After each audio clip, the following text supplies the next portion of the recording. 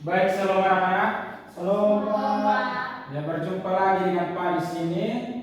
Sebelum kita memulai materi ini hari, biarlah Pak pimpin kita dalam doa. Ya, Pak.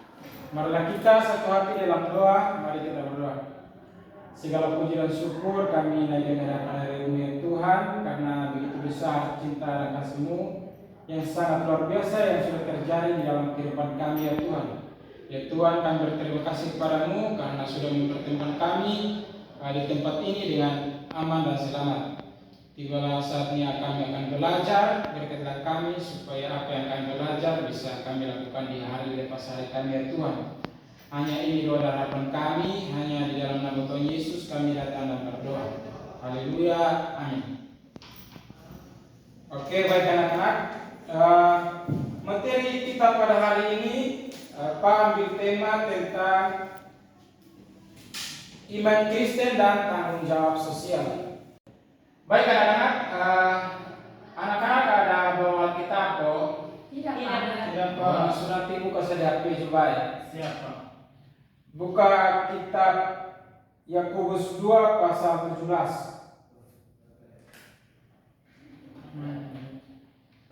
Sudah kok? Sudah, Pak. Ada yang baca atas ketong kok? Saya, Pak. Oke, baik, makasih. Firman Tuhan terambil dari Yakobus pasal 2 ayat 16. Oh, minta maaf, ayat 17. Iya. Minta maaf, Pak, tadi salah dengar, Pak. Demikian bunyi firman Tuhan. Demikian juga halnya dengan iman. Jika iman itu tidak disertai perbuatan, maka iman itu pada hakikatnya adalah mati. Iya, betul. Alkitab berkata dalam Yakobus 2 ayat 17 yang sudah dibacakan oleh Kakak C, iman tanpa perbuatan adalah mati.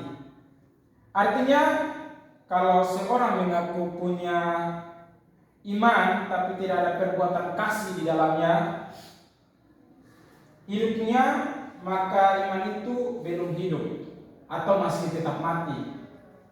Iman yang sejati pasti terlihat dalam perbuatan sehari-hari. Mungkin di sini saya akan bertanya kepada adik-adik, kalau seorang mengaku percaya kepada Tuhan tetapi tidak mau menolong temannya yang susah, menurut adik-adik itu iman yang hidup atau iman yang mati? Iman yang mati. Iman yang mati. Kenapa bisa dibilang iman yang mati? Karena dia tidak mau menolong sesama. Ya, betul. Kasih. Good. Kalau kita menolong teman yang sedang kesulitan, menurut ajaran Yesus, sebenarnya kita sedang melayani siapa? Diri sendiri. Tuhan, betul. Dan diri sendiri juga, betul. Anak-anak, Tuhan Yesus mengajarkan dalam kitab Matius juga. Kitab Matius 25 ayat 35 sampai 40. Di situ berkata bahwa ketika kita memberi makan kepada orang lapar, menolong orang yang susah dan peduli kepada sesama, itu iman, itu sama seperti kita melakukannya untuk Tuhan. Artinya iman Kristen tidak bisa dipisahkan dari kasih dan kepedulian sosial. Iman yang benar akan menghasilkan sikap peduli. Contoh iman di sekolah dan tanggung jawab sosial yang bisa kita lakukan lewat hal-hal sederhana. Nah, anak-anak Pak mau tanya lagi, contoh tanggung jawab sosial di sekolah ini seperti apa? Saya, Pak, Oke, Sen. tidak membuli teman, Pak. Oke, good. Satu lagi. Saya, Pak, membantu temannya di sini. Ya, baik. Siapa lagi? Saya, Pak, Ya, membersihkan dulu. kelas. Ya, membersihkan kelas. Itu. Saya menghargai perbedaan. Ya, bagus. Tidak egois. Ya, tepuk tangan untuk semua. Semua jawaban yang teman adik-adik sudah beri itu semua sangat-sangat bagus. Oke, baik. Yang tadi teman-teman adik-adik sudah sebutkan itu adalah hal kecil, itu sangat berarti di mata Tuhan.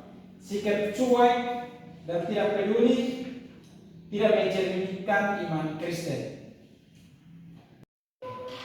Jadi teman-teman, dalam pelajaran hari ini kita belajar bahwa iman Kristen yang sejati harus diwujudkan melalui tindakan nyata.